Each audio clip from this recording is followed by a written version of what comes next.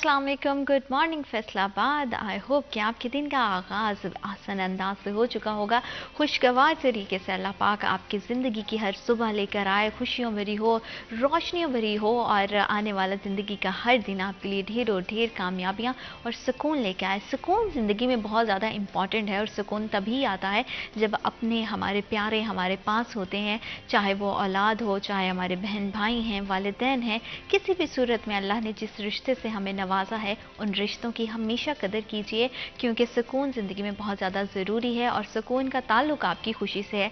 जब आप internally happy होते हैं, पुरसुकून होते हैं, तो आप अपनी ज़िंदगी के तमाम मामलात को जो है वो आसान अंदाज से चला सकते हैं। लेकिन अगर आपकी ज़िंदगी में कहीं कुछ ख़राबी है और आपके रिश्ते भी आपके साथ नहीं है, तो आप एक बेचैनी बेसुकूनी का जो है वो शिकार हो जाते हैं। तो कोशिश करें कि अगर अल्लाह ने आपको रिश्तों की नेमतों से नवाजा है तो उनका बहुत ज़्यादा ख्याल रखें, बहुत उनको खुश रखने की कोशिश करें और स्पेशली अपने वालिदैन का बहुत ज़्यादा ख्याल रखें। और मौसम बदल रहा है तो मौसम के लिहाज से अपना भी बहुत ज़्यादा ख्याल रखिए, अपनी बॉडी को ज़्यादा से ज़्यादा हाइड्रेट रखिए, सनस्क्रीन का इस्तेमाल कीजिए, जब भी बाहर निकलें तो मास्क ज़रूर पहनें, क्योंकि स्मोक का मौसम है तो हम देखते हैं कि स्मोक की वजह से बहुत ज़्यादा जो है वो इन्फेक्शन बढ़ रहे हैं। तो अपना बहुत ज़्यादा ख्याल रखें। जब हम एक दूसरे के ख्याल की बात करते हैं तो हमें माशरे में ऐसे बहुत सारे पहलू दिखाई देते हैं जो हम ऐसा देख रहे हैं कि हम जैसे बेफिक्री का शिकार है, एक बेफिक्री के आलम है। हम बात करें अगर छोटे बच्चों की जो अपने घरों से बाहर निकलते हैं, या तो मेड की सूरत में किसी के घर पे काम कर रहे होते हैं,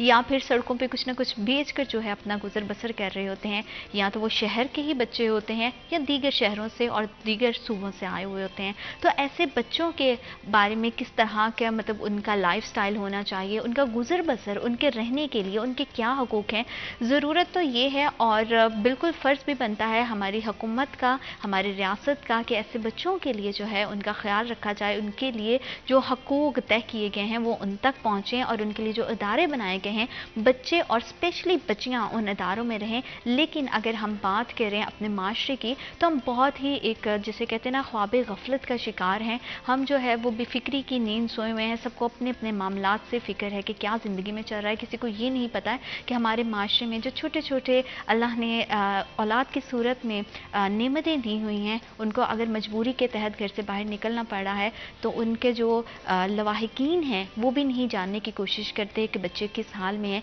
स्पेशली बच्चियाँ, क्योंकि कहते हैं बेटियाँ सबकी सांझी होती हैं, लेकिन हमारे घरों में काम करने वाली मेड्स के साथ बहुत ही एक बुरा सलूक किया जाता है। और ऐसी बच्चियाँ जब घरों से वहाँ काम करने आती हैं और वहाँ पे भी उनको जो है वो जलील किया जाता है, तशद्दुद का शिकार बनाया जाता है, तो वहाँ से वो बच्चियाँ भाग जाती हैं। ऐसे बच्चियों के लिए जो टीन एज हैं या 18 साल से कम हैं, उनके लिए चाइल्ड प्रोटेक्शन जैसे इदारे बनाए जाते हैं ताकि वो वहाँ पे जाएं और अपनी ज़िंदगी को खूबसूरती से जी सकें। लेकिन अगर शहर फैसलाबाद की बात की जाए तो गुज़िश्ता 3-3.5 साल के दौरानिए में कागजी कार्रवाई करके यहाँ पे जो है एक बिल्डिंग तो बना दी गई है, उसका फ़ाल अभी तक मुमकिन नहीं हो सका। तो इस पूरी सूरत हाल में ऐसी बच्चियाँ कहाँ जाती हैं और उनके साथ किस तरह का सलूक किया जाता है, इसी पे बात करने के लिए आज स्टूडियोज़ में हमें ज्वाइन किया है हमारी फीमेल रिपोर्टर है मरियम रज़ा। अस्सलाम वालेकुम मरियम, कैसी हैं आप? Thank you so much for coming. Maryam, छोटी बच्चियों के हवाले से अगर बात की जाए, 18 साल की बच्ची की या उससे कम उम्र बच्ची, वो इतनी समझदार भी नहीं होती है कि अपना अच्छा बुरा जान सके, तो रियासत ने उनके लिए इदारा बनाए हैं चाइल्ड प्रोटेक्शन के नाम से, हम देखते हैं बच्चे और बच्चियों के लिए। लेकिन फैसलाबाद में हम देखते हैं कि चाइल्ड प्रोटेक्शन तो है, लेकिन बच्चियों के लिए जो बिल्डिंग बनाई गई है उसका फ़ाल अभी तक मुमकिन नहीं हो सका। इसके पीछे की क्या वजूहात है? बहुत शुक्रिया ज़ीनत, बिल्कुल ऐसे ही है। आपकी बात को यकीन करूंगी कि बच्चियां जो हैं वो सबकी सांझी होती हैं, हमें बड़ा ख्याल रखना चाहिए इस चीज़ का। और जिस तरह का दौर चल रहा है महंगाई का और दीगर चीज़ों का, अब हमारी गरीब तबका जो है उनके बच्चे ही इतने होते हैं कि वो शायद इस बात को सोच लेते हैं कि हमने इन्हीं के साथ अपना रोज़गार कमाना है। बेशक वो बच्चा हो छोटा, उसको किसी दुकान पर डाल दिया जाता है, और अगर बच्ची हो तो उसको किसी घर में जो है वो काम के लिए भेज दिया जाता है कि वो बच्ची वहाँ पर रहे और काम कर ले ताकि हमारा रोज़गार चलता रहे। यहाँ पर हमारा चाइल्ड लेबर जो है उसके लिए एक्ट बना दिया गया है कि इतना छोटा बच्चा जो है 15 साल से या 18 साल से कम बच्चा बच्ची जो है वो कहीं पे भी काम नहीं कर सकते। उनका बुनियादी हक जो है वो सिर्फ तालीम है और उनके माँ बाप का प्यार है जो वो हासिल कर सकते हैं। लेकिन हमारे यहाँ चाइल्ड लेबर एक्ट की धज्जियाँ उड़ाई जाती हैं। हम यहाँ से अगर बाहर अभी निकलते हैं तो हमें कई ऐसी दुकानें जो हैं 6 में से 3 दुकानें ऐसी में नजर आएंगी जहां पर छोटा बच्चा जो है वो काम कर रहा है, या कई अगर इसी तरह से किसी कॉलोनी में चले जाएंगे तो वहां पर भी 10 घर हैं तो उनमें से 5 घरों के अंदर एक छोटी बच्ची जो है उन्होंने काम करने के लिए अपने पास रखी होती है। हमारा चाइल्ड लेबर एक्ट बना दिया गया, लेकिन उसके ऊपर आप कह लें कि काम नहीं किया जा रहा, अमल दरामद नहीं हो रहा। और दूसरी बात ये कि जो चाइल्ड प्रोटेक्शन ब्यूरो है वो आज से 4 साल पहले जो था वो बनाया गया था, जहां पर बच्चे और बच्चियों के लिए, वो बच्चियां जो गदागरी कर रही हैं, किसी तशद्दुद का शिकार हैं, घरेलू तशद्दुद का शिकार हैं, या उसके साथ साथ उनको कहीं से पकड़ा जाता है, लवारिस हालत में भी जो बच्चे पहुंच जाते हैं कहीं पे, उनको भी वहां से रेस्क्यू ऑपरेशन के थ्रू पकड़ा जाना था। आज से 3 साल पहले इन बच्चों को जो है वो पकड़ा भी जाता है। वहां पर बच्चे होते हैं जो लवारिस हालत के अंदर पकड़े हों, किसी दूसरे शहर से बस में बैठ के फैसलाबाद तक या फैसलाबाद की हदूद में कहीं आ जाएं, तो वो चाइल्ड प्रोटेक्शन जो है पुलिस के जरिए और अवाम के जरिए जो है उन तक पहुंचा दिए जाते हैं उनको, या फिर उनको ऑपरेशन के थ्रू जो है वो रेस्क्यू कर लिया जाता है। लेकिन वहां पर ही बच्चियों के लिए भी एक बिल्डिंग बनाई गई है जो खास तौर पर उन बच्चियों के लिए जो इन्हीं तरह की चीजों के शिकार हैं, जिनमें वो गदागरी भी आ जाती है, चाइल्ड लेबर भी आता है, और इसके साथ साथ जो उनका घरेलू तशद्दुद है जिसके केसेस बहुत ज्यादा हमें नजर आते हैं, उन केसेस को जो है वहां पर लाकर उनकी साइकोलॉजिस्ट प्रॉब्लम जो है उनको सॉल्व किया जाए। वहां पर स्कूल भी मौजूद है जो बच्चियों के लिए है, लेकिन और इसके साथ साथ रिहाइश भी, जहां पे हर तरह से आप कह लें कि 24/7 बच्चों को और बच्चियों को वहां पर एक प्रोटेक्शन जो है वो दी जानी थी। बुनियादी जरूरियात जितनी बुनियादी जरूरियात वहां पे दी जानी थी। 20 करोड़ की लागत से इस इदारे को, इस बिल्डिंग को जो है वो बनाया गया। लेकिन ताहाल वहां पर बच्चियों की जो बिल्डिंग है उसको हमने किया ही नहीं है फाल, कोई पता ही नहीं है कि उसको फाल क्यों नहीं किया जा रहा, क्यों बुनियादी हकूक जो बच्चियों का है, जिनको इस वक्त जरूरत है इस प्रोटेक्शन की। Child is not a like for one person, और किसी एक मेल के लिए या बच्चे के लिए हम कह दें कि चाइल्ड में बच्चियां भी शामिल होती हैं, उनके लिए भी अगर इदारा बनाया गया है तो उस बिल्डिंग का फाल होना चाहिए, वो बहुत ज्यादा जरूरी है। सेकेंडली हम बात करें तो इस तरह की बच्चियों को जो है या तो SOS में भेज दिया जाता है या दारुल अमान में भेज दिया जाता है। आपके इल्म में भी होगा कि ये वो इदारे हैं जहां पर छोटी बच्चियों को स्पेशली नहीं भेजा जा सकता। दारुल अमान के अंदर वहां पर वो खवातीन मौजूद होती हैं जिनकी शादीशुदा या शादी से रिलेटेड अपने घरेलू तनाज़ात बहुत ज्यादा होते हैं, और उनको वहां पर डॉक्टर्स की जरूरत होती है। कम उम्र बच्चा, कम उम्र बच्ची इस तरह की जगह पे जाती है तो ऑटोमेटिकली इस चीज से इफेक्ट होती है, और ये चीज भी नहीं सोची जाती कि उनको वहां से उठा के जो है वहां रख दिया जाता है। कई ऐसे बच्चे होते हैं, स्पेशली जो बच्चियां होती हैं, वालिदैन ने उनको यहाँ छोड़ा होता है, बेशक वो दूसरे सूबे से उनका ताल्लुक होता है, उन्होंने उसको फॉर एग्जांपल फैसलाबाद में छोड़ दिया, तो अब अगर उनको वहां से दूसरे सूबे से फैसलाबाद आते हुए किसी भी एक्ट के थ्रू अगर उस बच्ची को पकड़ लिया गया है तो उस बच्ची को रखने के लिए कोई जगह ही नहीं है हमारे पास। वालिदैन को आते हुए अगर 3 दिन भी लगते हैं, 2 दिन भी लगते हैं, तो बच्ची को रखने के लिए हमारे पास जगह नहीं है। क्यों जगह नहीं है? क्योंकि हम लोगों ने उस बिल्डिंग को अभी तक फाल ही नहीं किया। उस पर पैसे लगा दिए गए, कागजी कार्रवाई कर दी गई कि बच्चियों का इदारा है, लेकिन उसको प्रॉपर तरीके से अभी तक फाल ही नहीं किया जा सका। और फिर मजबूरन बच्चों को जो है आपको स्टे करवाना पड़ता है या दारुल अमान में या SOS में, जहाँ पे बिल्कुल उनकी मेंटल हेल्थ बहुत ज्यादा इफेक्ट हो सकती है। वो पहले ही इस तरह की हेल्थ से जो है वो गुजर रहे होते हैं, मतलब उनको कोई उनकी काउंसलिंग नहीं होती, उनको बताया नहीं होता कि आपके क्या हकूक हैं, आपने क्या करना है। फिर भी वो बच्चों को जो है वहां रखा जाता है, और कई बार ऐसा होता है कि अगर SOS ना रख रहा हो या दारुल अमान ना रख रहा हो, उनको ना रखा जाए, तो उसको फिर चाइल्ड प्रोटेक्शन में रखा जाता है। बच्चों के साथ ही जो है वो बच्ची को ठहराया जाता है कि जब तक इसके वालिदैन नहीं आते इसको अब यहाँ ठहराना पड़ेगा। तो ये बड़ा अलमिया है हमारे लिए कि पूरे पाकिस्तान के अंदर, बल्कि फैसलाबाद के अंदर अगर मैं बात करूँ तो फैसलाबाद के अंदर कोई भी इस वक्त कोई इदारा नहीं है जो बच्चियों के लिए हो, स्पेशली जहाँ पे बच्चियों को जो है वो रखा जा सके, उनकी काउंसलिंग की जा सके, एटलीस्ट उनको एक सहारा दिया जा सके जब तक उनके कोई पीछे नहीं आते बच्चे। क्योंकि इस वक्त चाइल्ड प्रोटेक्शन के अंदर कई ऐसे बच्चे हैं जो इस वक्त बिल्कुल लवारिस हैं, ना उनको, उनकी कम उम्र इतनी है, कुछ 5 साल के हैं, 6 साल के हैं। ये बच्चा उस उम्र में होता है जिसमें उसको अपने वालिदैन का नहीं पता, अपने ड्रेस का नहीं पता।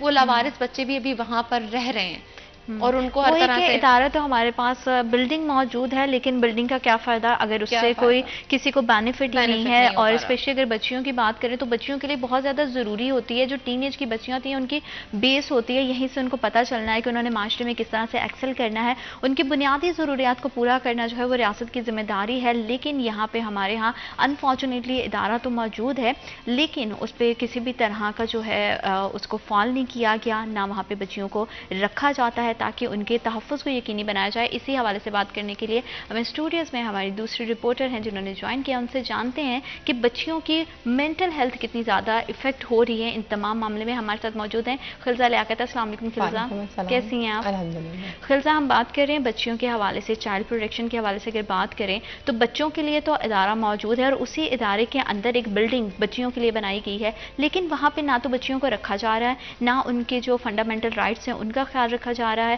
اور اگر اس طرح سے بچیوں کو ریسکیو کیا بھی جا رہا ہے تو ان کو یا تو دارالمان یا SOS میں رکھا جاتا ہے, جن کی وجہ سے ان کی مینٹل ہیلتھ بہت زیادہ افیکٹ ہو سکتی ہے, کیونکہ آلریڈی وہاں پہ وہ خواتین موجود ہیں جو کہیں نہ کہیں ایک ایسے فیز سے گزر کر آئی ہیں کہ ان کی اپنی مینٹل ہیلتھ سٹیبل نہیں ہے.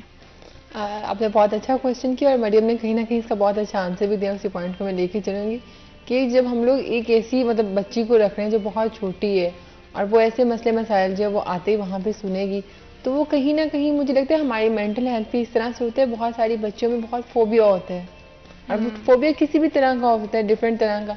اگر وہ سوشلی سن رہی ہیں کہ اس طرح کے لوگ ہیں تو وہ ان میں ایک فوبیا ڈیولپ ہو جاتا ہے بہت ارلی ایج میں. وہ باہر جانے سے ڈرتی ہیں, کسی سے ملنے سے ڈرتی ہیں, بات کرنے سے, اسٹرینجر سے ڈرتی ہیں, اور نہ صرف میل سے اگر بات کریں وہ فیمیل سے بھی ڈرتی ہیں, کیونکہ وہ اس طرح کی باتیں سن رہی ہوتی ہیں. تو اور بہت ساری ایسی ہم لوگ دیکھتے ہیں کہ سپریٹڈ جو ہوتی ہیں فیمیلز وہ وہاں پہ آتی ہیں, ڈائیورس جنہیں ہم کہتے ہیں. تو ان کو بہت ساری لڑکیاں دیکھتی ہیں جن کا میرج سے کنسیپٹ جو وہ خراب ہو جاتا ہے, جو میرج نہیں مطلب وہ شادی سے ڈر جاتی ہیں, ہم شادی نہیں کریں گے. مطلب ایک ارلی ایج میں وہ بہت ساری چیزیں جو وہ دیکھ لیتی ہیں, کیونکہ انہوں نے ایک وہ کہتے ہیں نا بیوٹیفائی جو چیزیں ہوتی ہیں, ایک پازیٹیو پراسپیکٹ ہوتے ہیں, وہ دیکھا نہیں ہوتا. وہ ڈائریکٹلی جب وہاں پہ جاتی ہیں ان کی مینٹل ہیلتھ اس طرح سے افیکٹ ہوتی ہے کہ نیگیٹو پراسپیکٹ جتنے بھی ہیں وہ ان کے سامنے آ رہے ہوتے ہیں, اور اسی کو دیکھتے ہوئے وہ چیزیں جو وہ سوچتی ہیں. جیسے ہم لوگ بہت ساری ایسی چیزیں دیکھتے ہیں کہ ہماری سوسائٹی جو ہے جو ہمیں دکھاتی ہے, تو وہی جو چیزیں ہیں وہ ہم اس کو فیل کرتے ہیں شاید ہماری سوسائٹی میں, کیونکہ ہماری جب اپ برنگنگ ہو رہی ہوتی ہے اس میں ہماری برنگنگ میں بہت زیادہ کنٹریبیوشن ہوتا ہے ہمارے انوائرمنٹ کا, کہ ہم کس طرح کے ماحول میں رہتے ہیں. اسی لیے ہمیشہ گھروں میں بھی عام بات کی جائے, اپنا بھی اگر ہم ایز فیمیل اپنا بھی ایکسپیرینس کریں تو وی آر ویری بلیسڈ کہ ہمارے ساتھ فیملیز ہیں. ہم ایک بہت الحمدللہ ایک بہت اچھے ماحول میں جو ہے وہ فیملی کے ساتھ بڑے ہوئے ہیں. تو وہاں پہ عام فیملیز میں بھی یہی کانسیپٹ ہوتا ہے کہ بچوں کو جو ہے ایک پازیٹیو انوائرمنٹ دیا جائے. اگر گھر میں والدین کے درمیان بھی کوئی جھگڑا ہے تو بچے کے سامنے نہیں کرو تاکہ اس کی ذہنی حالت پہ کوئی برا اثر یا تاثر نہیں جائے. تو ایسے تمام حالت میں جہاں پہ ایک پہلے ہی معاشرے کی وہ خواتین یا وہ حصہ بس رہا ہے جو کہیں نہ کہیں ایک جو کہہ لیں کہ منفی تجربے کے ساتھ وہاں پہ آئے, تو ان کے ساتھ بچوں کو رکھ کے ان کے لیے بہت زیادتی ہے زندگی کے جیسے آگے ان کے لیے بہت مشکلات کو بڑھا دیا جاتا ہے. یہ بچے بھی وہ ہوتے ہیں جن کے پاس پہلے کوئی پازیٹیوٹی نہیں ہوتی, ان کو سڑک سے اٹھا کر یا پھر ان کو کسی گھر سے جہاں ان کو مارا پیٹا جاتا ہے وہاں سے اٹھا کر اگر ان کو ہم ایسی جگہ پہ پھینک دیتے ہیں تو آٹومیٹکلی انسان کے اندر نہ صرف نیگیٹیوٹی آتی ہے بلکہ اس کو یہ محسوس ہوتا ہے کہ سارے ہی برے ہیں, اور میں بھی اگر بڑا ہو کر یا بڑی ہو کر بری بنوں گی تو اس میں کوئی غلط بات نہیں ہے. اور کیونکہ بچے کی مینٹل ہیلتھ یا بچے کا سوچنے کا طریقہ جو ہے وہ اوروں سے مختلف ہوتا ہے, بڑوں سے مختلف ہوتا ہے اسپیشلی, تو وہ اس طرح سے سوچ لیتے ہیں کہ اگر یہ غلط کر رہی ہے تو میں بھی غلط کر لوں گی, تو اس میں کوئی بڑی بات نہیں ہے. کیونکہ وہاں پہ جس کو کہتے ہیں نا کہ ایک بغاوت والی دوسروں کو لے کر ایک غلط امیج آ جاتا ہے, یا تو اگر کوئی اپنا ایکسپیرینس, کیونکہ ہم دوسروں کے ساتھ اپنے تجربات شیئر کرتے ہیں, تو ایسی خواتین جب بچوں کے سامنے اپنے تجربات کو بیان کریں گی تو بچے کہیں نہ کہیں کچے ذہن کے ہوتے ہیں, ان کو لگتا ہے کہ یہی زندگی ہے اور اس کی یہی حقیقت ہے, کیونکہ انہوں نے وہی والی بات ہے خلزہ والی کہ انہوں نے وہ ایک خوبصورت فیس دیکھا نہیں ہوتا ہے. تو مریم, اس میں ہماری انتظامیہ وہ اتنی غفلت کیوں برت رہی ہے؟ انتظامیہ کا کیا کردار ہے کہ بلڈنگ موجود ہے, سہولیات موجود ہیں, لیکن بچوں تک وہ میسر نہیں ہے؟ یہ بالکل ان کی نااہلی ہے. اس ادارے میں اس وقت جو مسنگ فیسلٹیز تھیں ان کو فل کرنے کے لیے وہاں پہ چیزیں اس وقت بنائی جا رہی ہیں. حیرانگی کی بات یہ ہے کہ جہاں مسنگ فیسلٹی کو تعمیر کیا جا رہا ہے دوسری چیزوں کی صورت میں, جو بلڈنگ اس وقت تیار ہے بنی ہوئی ہے اس کو استعمال کیوں نہیں کیا جا رہا؟ جب اتنی لاگت جو ہے اس بلڈنگ پہ لگا دی گئی ہے تو ان بچیوں کو ریسکیو کیوں نہیں ہم کر رہے؟ کئی بار یہ ریسکیو کیونکہ ان کے پاس ابھی رائٹ ہی نہیں ہے, اتھارٹی ہی نہیں ہے کیونکہ ان بچیوں کو ریسکیو کر سکے. لیکن اگر ان کے پاس کوئی بچی آ بھی جاتی ہے تو اس کو نہیں سنبھال سکتے کیونکہ ان کے میں پاس آپ کی بات کو اتھارٹی ہی یہیں نہیں ہے. سے کنٹینیو کروں گی اور جانیں گے کہ ادارہ ہونے کے باوجود، سہولیات ہونے کے باوجود ہمارے ہاں ہماری معاشرے کی بچیوں کو اسپیشلی جو ہے وہ تحفظ کیوں نہیں حاصل ہے، اور ہمارے ادارے کون سی ایسی بے پرواہی ہے جس کو برت رہے ہیں، اور اس کا نتیجہ کتنا خوفناک ہو سکتا ہے. اور بہت سارے حادثات ہم دیکھ بھی رہے ہیں کہ بہت سارے ایسے حادثات ہمارے سامنے موجود ہیں. اس حوالے سے مزید بات کریں گے وقت ایک چھوٹی سی بریک کا. Will be right back after a short break.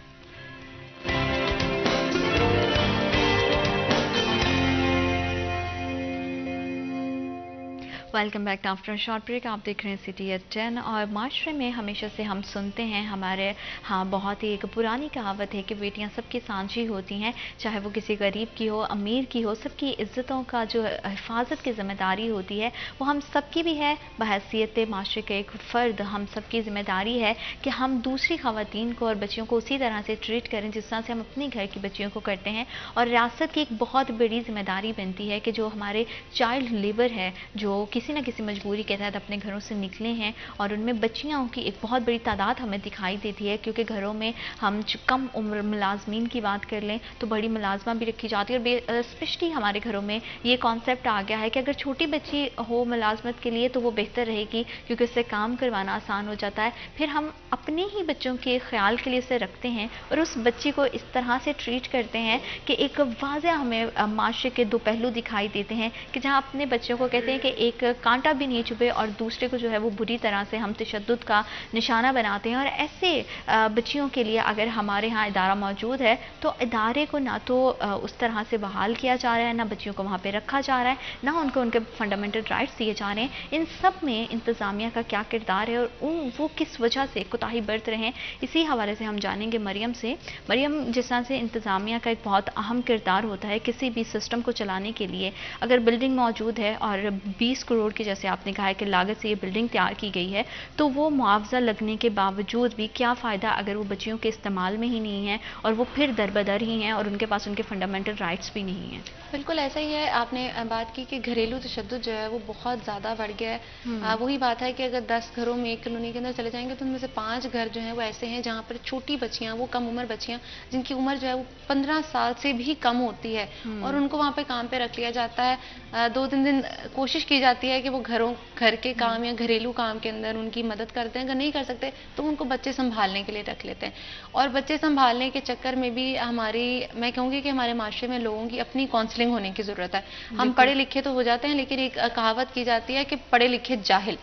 ہم وہ کانسیپٹ اپنے آپ پہ طاری کر لیتے ہیں اور ہماری ذہنی حالت بھی ویسی ہی ہو جاتی ہے. میں تھوڑی سخت لہجے میں اس لیے بات کری ہوں کیونکہ ہمارے واقعی کچھ ایسے لوگ ہیں جو پڑھے لکھے ہو کے ان پڑھ ہوتے ہیں، اور وہ ان بچوں کے ساتھ اپنے گھر میں بچے ہونے کے باوجود ان کم عمر بچیوں اور بچوں کے ساتھ اس طرح سے ان کے پر تشدد کرتے ہیں. اگر میں بات کروں 2 مہینے پہلے کا ایک کیس ہی فیصل آباد سے جو ہے وہ سامنے آیا تھا، جس کے اندر صرف دودھ ابلنے پہ اس 12 سے 10 سال کی بچی کو بہت ہی برے طریقے سے مارا گیا. اس کے بالوں سے اس کو گھسیٹا گیا، تھپڑوں حالانکہ سے، دودھ کا بوائل ہو جانا یہ عام گھر میں ہم خواتین کے جن کے گھر میں ملازمہ بھی نہیں ہے. ذہن جو ہے ہم نے جاہلیت کی طرف ڈال لیا ہے. ہم پڑھ لیتے ہیں، لیکن جو پڑھنے سے ہمیں شعور حاصل ہونا ہے ہم وہ حاصل نہیں کر پاتے، جس کی وجہ سے اس طرح کی حرکتیں کرتے ہیں. وہی اگر آپ کا اپنا بچہ ہو تو ہم اس کے ساتھ اس طرح کا بیہیویئر نہیں کریں گے. بچوں کو 1 دفعہ سمجھائیں گے، 2 دفعہ سمجھائیں گے، تیسری دفعہ مزید پیار سے بیٹھ کے سمجھائیں گے. لیکن ایسے بچے جن کو ہم خود معاوضہ دے کے خرید لاتے ہیں،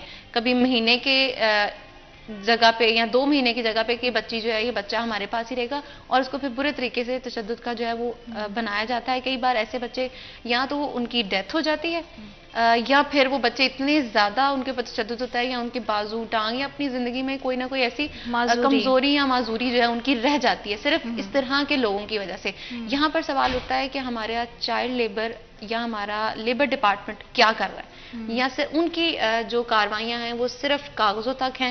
وہ کہنے کو کہتے ہیں کہ ہم ہر روز دکانوں پہ جا کے چیکنگ کرتے ہیں یا گھروں میں جا کے، یا ہمارے پاس کوئی کیسز ایسے آ جائیں تو ہم ان کو چیک اینڈ بیلنس کرتے ہیں، جبکہ ہوتا ویسا کچھ بھی نظر نہیں آتا. اگر میں اس وقت بھی فنگر پرنٹس پہ چاہوں تو کئی ایسے گھر جو میری نظروں کے سامنے ہیں، اگر میں وہ گنوانا شروع کروں تو تعداد ان کی ختم ہی نہ ہو، کیونکہ ہر گھر میں اس طرح کے بچے بچیاں موجود ہیں. چائلڈ لیبر بنا دیا گیا ہے. یہ بات میں ہمیشہ کوٹ کرتی ہوں کہ جب ہمارے ٹریفک سگنل کرمنلز کے لیے زیبرا کراسنگ بنایا گیا ہے, تو ہماری گاڑیاں ہمیشہ زیبرا کراسنگ کے بیونڈ کھڑی ہوتی ہیں. ہم نے کبھی یہ کوشش ہی نہیں کی کہ ہم اس کے پیچھے آ کے کھڑے ہوں پیدل چلنے والے. ہاں یہ الگ بات ہے کہ پیدل چلنے والوں کی تعداد کم ہو چکی ہے, لیکن پھر بھی ہمارا وہ طبقہ موجود ہے جو سائیکل پہ ہوتا ہے یا سائیکل سے کم جو پیدل چل رہا ہوتا ہے. اسپیشلی ہمارے جو ہمارا مزدوروں کا طبقہ ہے وہ وہاں سے گزرتا ہے. لیکن ہم ہمیشہ جو ہے اپنا زیبرا کراسنگ سے رکھتے ہیں. ہم نے لا بنایا ہوا ہے, ہماری لائٹس کا بھی ہمیں پتا ہے کہ کہاں پہ کیسے گاڑی کون سی لائٹ پہ چلنی ہے کون سے نہیں چلنی. لیکن یہ وہی بات ہے کہ ہمارا لا بنا دیا گیا ہے چائلڈ لیبر ایکٹ کا, لیکن اس کی خلاف ورزی جو ہے وہ روز کی جاتی ہے اور بڑے اچھے کھلے عام طریقے سے کی جاتی ہے. ایون کہ جو لاز بناتے ہیں انہوں نے اپنے گھروں میں اس عمر کے رکھے ہوئے. یہ پچھلے سال بلکہ کچھ چند ماہ پہلے ایک جج کے گھر کے اندر بڑا ایشو بڑا بنا ہے. وہ بچی کی کیا حالت ہے, وہ ابھی بھی ہاسپٹل کے اندر ہے. یہی لوگ جو لا بناتے ہیں ہم لوگ پڑھتے ہیں کہ جیسے آپ نے بات کی کہ پڑھے لکھے اور ان پڑھ میں کہتی ہوں آپ ان پڑھ ہو جاؤ لیکن آپ جاہل نہیں ہو, کیونکہ آپ کو شعور جو ہے ٹھیک ہے وہ تعلیم دیتی ہے, لیکن کچھ ایتھکس ہوتے ہیں جو اللہ نے آپ کو اشرف المخلوقات بنایا ہے.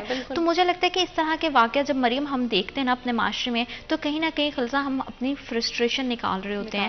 ہم اپنے دوسرے معاملات کی جو ہماری فرسٹریشن ہے یا ڈپریشن ہے وہ ہم اس طرح کی کم عمر گھریلو ملازمین پہ نکالتے ہیں, اسپیشلی بچیوں پہ نکالتے ہیں جو دوسرے شہروں سے آئی ہوتی ہیں, جن کو پتہ بھی نہیں ہوتا ہے کہ ان کا گھر سے نکل کے یہاں پہ آ کے وہ جو اتنی دن رات محنت کر رہی ہیں اس کا صلہ جو ہے وہ بہت ہی کم داموں میں اس کے گھر والوں کو جا رہا ہے. اور گھر والے بھی ایسے ہیں جو پلٹ کے پوچھتے بھی نہیں ہیں کہ اگر اپنی بیٹی کو اسپیشلی کہیں بھیجا ہے تو اس کی کیا حالت, اس کے ساتھ کیا رویہ ہے. تو اس میں فرسٹریشن کا کتنا ایلیمنٹ ہے, جو ہم اتنے زیادہ ڈپریسڈ ہو گئے ہیں, اپنی اتنی انگزائٹی جو ہے وہ اس صورت میں ہم بچوں پہ تشدد کر کے بالکل ایسے مجھے لگتا ہے کہ شاید جہاں ہماری چلتی ہے وہاں ہم چلاتے ہیں. کہتے ہیں نا کہیں سے ہم سن رہے ہوتے ہیں, کہیں ہم وہ کر رہے ہوتے ہیں امپلیمنٹیشن. ایک ہائرارکی ہوتی ہے, ایک سرکل ہوتا ہے, ہم اس کو لے کے چل رہے ہوتے ہیں. تو اس کی ایک بہت اچھی اگزامپل یہ بھی کہتے ہیں کہ شوہر جو اپنی بیگم کو ڈانٹ رہا ہوتا ہے, بیگم جو وہی فرسٹریشن اپنے بچے پہ نکال رہی ہے, اور بچہ جو ہے وہی باہر اس نے کوئی بیٹ رکھا ہے, اس کو جا کے کوئی ڈاگ وغیرہ ہے اس کو مار رہا ہے, اور وہی بیٹ جو ہے وہ کوئی باہر آدمی آ کر ہوتا ہے, شوہر باہر نکل رہا ہے, وہ اس سے اتنا اس کو کوئی کاٹ لے گا. تو وہ ایک ہائرارکی چلتی ہے. شاید ہم لوگ یہ چیز بھول جاتے ہیں کہ یہ مکافات عمل ہے, آپ جیسا کریں گے ویسا ہی ہوگا. تو کہیں نہ کہیں ہم اس پراسپیکٹ کو بھولتے ہوئے اتنا ظلم اتنا تشدد کر رہے ہوتے ہیں, اور کہیں نہ کہیں بہت ساری چیزیں ہمارے ساتھ ہو رہی ہوتی ہیں ان ریٹرن, لیکن ہم ان کو شاید فیل نہیں کرتے ہیں, اس طرح سے ریئلائز نہیں کرتے ہیں جس طرح سے ہمیں کرنے کی ضرورت ہے. بالکل, جیسے کہ مریم نے بھی بات کی ہے کہ ہم جو صاحب اختیار یا ارباب اختیار, بہت سارے ایسے واقعات ہمیں ان کے گھروں سے بھی دیکھنے میں ملتے ہیں. ہم بیٹھ کے ٹی وی اسکرین کے سامنے اگر یہاں تک ہماری رسائی ہے تو بہت سارے لوگ میں نے ایسے مریم دیکھے ہیں جو ٹیلی ویژن اسکرین کے سامنے اسی طرح کی کمپینس چلا رہے ہوتے ہیں کہ بچوں کے خلاف تشدد کے حوالے سے اور ڈفرینٹ طرح کے ان کے حقوق کے حوالے سے, لیکن ان کے خود کے گھر میں ہی ایسے واقعات ہو رہے ہوتے ہیں. تو یہ کہیں نہ کہیں ایک جو ہے نا الارمنگ سچویشن ہے کہ ہمارے ہاں جو ہے وہ صرف والدین کو ہی نہیں پورے معاشرے کو کاؤنسلنگ کی بہت زیادہ ضرورت ہے. بہت زیادہ ہو گیا. مجھے لگتا ہے کہ چائلڈ لیبر جو کر رہے ہوتے ہیں ان کی کوئی ایک آدھ بچہ نہیں, ان کے گھر میں کافی زیادہ بچے ہی کام کر رہے ہوتے ہیں. اور کہیں نہ کہیں مجھے لگتا ہے ہماری پیرنٹنگ بہت کمزور ہے کہ وہ ان والدین کا بھی کہیں نہ کہیں قصور ہے. بہت سارے ایسے لوگ ہیں جنہوں نے اس کو as a business point of view سے لے ہیں. میں ایک دو لائک جانتی ہوں, مطلب آپ کے جاننے والے ہوتے ہیں, آپ فیلڈ میں گھومتے ہیں, آپ جاتے ہیں, لوگوں سے ملتے ہیں, جنہوں نے ان کا یہ ہوتا ہے کہ بچہ جو ہے وہ 10-12 سال کا ہو جائے گا, 7-8 سال کا ہو جائے گا, تو اسے کسی گھر میں بھیج دیں, یہ ہماری انکم آئے گی, ہر بچے کے تھرو انکم آئے گی. تو مجھے یہ حیرت ہوتی ہے کہ والد یا والدہ ان کا کتنا غلط ڈیکلرم ہے جو بھی سیٹ کر رہے ہیں کہ آپ اپنی اولاد کو کسی گھر کچھ پیسوں کے لیے بھیج رہے ہیں. اور بہت سی ایسی کیسز دیکھ رہے ہوں گے فیلڈ میں, شاید مریم نے بھی دیکھے ہوں گے کہ پیرنٹس جو ہے وہ اپنے بچے کو جو ہے وہ سیل آؤٹ کر رہے ہیں. پتہ نہیں یہ مطلب سچویشن, مجھے لگتا ہے پیرنٹنگ کا بہت رول ہے. بلکہ زینت نے یہ بات کی کہ وہ کہتے ہیں کہ جن جو بیٹھے ہوئے کمپین چلا رہے ہوتے ہیں انہی کے گھروں میں سارا کچھ ہو رہا ہوتا ہے, تو جب ان سے کوئی ڈسکشن ہو یا آف دی ریکارڈ ان سے بات کریں تو آگے سے بڑا ہی کوئی لیم ایکسکیوز دیتے ہیں. وہ کہتے ہیں جن لوگوں سے ہم نے لیے ہیں ان کو ضرورت ہے پیسوں کی, اگر ان کو ضرورت ہے تو اوکے فائن, اب آپ اس بچی کو وہ رائٹس تو دیں جو آپ کے پاس ہیں, ایٹ لیسٹ اپنے بچوں کے برابر نہیں تو کچھ تو ان کے ساتھ اس طرح کا ان کے ساتھ رویہ, لیکن وہ بھی نہیں کیا جاتا. ان کو الگ سے ٹیبل پہ بیٹھ کے سائڈ پہ کھانا دیا جاتا ہے, جبکہ خود جو ہے وہ بیٹھ کے کھایا جاتا ہے. جب برابری کی سطح آپ نہیں کسی کو دے رہے تو آپ پھر اگلے بندے سے اس بات کا کیوں کرتے ہو, امید کیوں لگاتے ہو کہ وہ کسی کو اور کے ساتھ انصاف کرے گا. ہر کسی کو اپنے آپ سے شروع کرنا پڑتا ہے تاکہ وہ دوسرے تک جا سکے. انڈیویجولی جو ہے نا بحیثیت انسان ہم سب کی ذمہ داری ہے کہ ہم معاشرے میں دوسرے پہ انگلی اٹھانے سے پہلے خود کی اصلاح کریں. تنقید کرنا بہت زیادہ آسان ہے اور خود میں تبدیلی لانا بہت زیادہ مشکل ہے. اس حوالے سے مزید بات کریں گے وقت ایک چھوٹی سی بریک کا. Will be right back after a short break.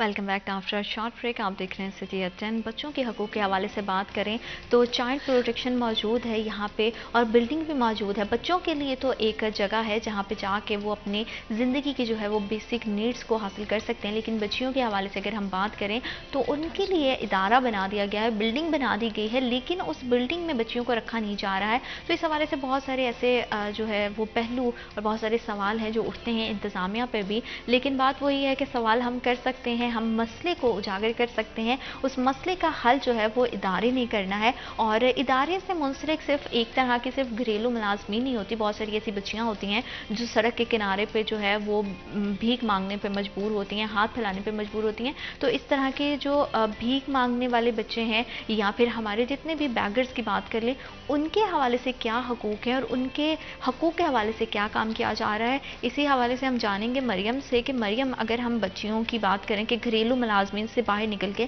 بہت سارے ایسے ہم نے گروہ بھی دیکھے ہیں جو صبح سڑک کے کنارے پہ بچوں کو بٹھا جاتے ہیں اور پھر شام میں آ کے ان کو لے جاتے ہیں اور ان کی جتنے پورے دن کی انہوں نے بھیک مانگی ہوتی ہے تو وہ بھی جو وہ مافیا ہے وہ اپنے قبضے میں لے لیتا ہے. تو ایسے بچوں کے لیے ہمارے معاشرے میں کیا حقوق ہیں اور ہمارے ادارے ان کے لیے کیا کر رہے ہیں؟ بالکل ایسا ہی ہے. سب سے پہلے تو اگر میں بیگرز کی بات کر لوں, جو گدا گھر ہیں, ان کے لیے آج سے آپ کہہ لیں کہ نون لیگ کی حکومت کے اندر ان کے لیے ایک جگہ جو ہے وہ مقدس کی گئی تھی ملت چوک کے اندر, ٹھیک ہے, کہ وہاں پر بیگرز کے لیے ایک بلڈنگ بنائی جائے گی اور وہاں پر ان کو رکھا جائے گا.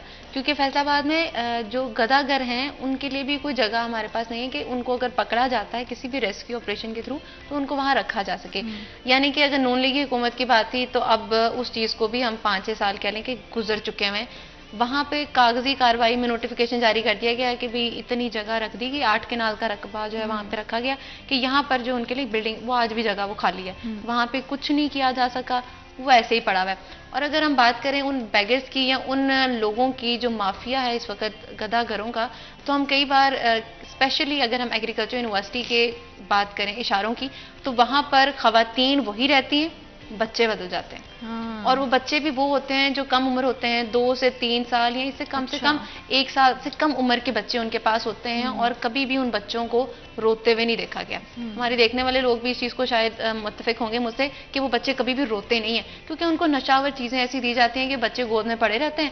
وہ آج اس عورت کے پاس ہوتے ہیں, اگلے دن وہ کسی اور عورت کے پاس ہوتے ہیں, اور اسی کی سمپتی کے ذریعے وہ بچے جو ہیں یا پیسے جو ہیں خواتین لے لیتی ہیں لوگوں سے, بھیک مانگ لیتی ہیں. ان کا کھڑا ہونا مشکل ہو جاتا ہے. آپ کسی مال کے باہر چلے جائیں تو وہاں پہ بچے اور اسپیشلی خواتین آپ کے گاڑی کا, آپ کی بائک کا آپ کو کھڑکا کے بتائیں گے کہ ہمیں پیسے دے دیں, اور مجبوراً لوگ دے بھی دیتے ہیں. اور کئی ایسی جگہ بھی موجود ہیں فیصل آباد کے اندر کہ آپ کئی بار دیکھتے ہوں گے لوگ زمین پہ چادر بچھا کے نا وہاں پہ عورت بیٹھی ہوتی ہے, 2 بچے ساتھ بیٹھے ہوتے ہیں. رات کے وقت میں نے کئی بار دیکھا ہے کہ گاڑی آتی ہے, کوئی چنچی آتی ہے, وہ بٹھاتے ہیں اور ان کو لے جاتے ہیں وہاں سے.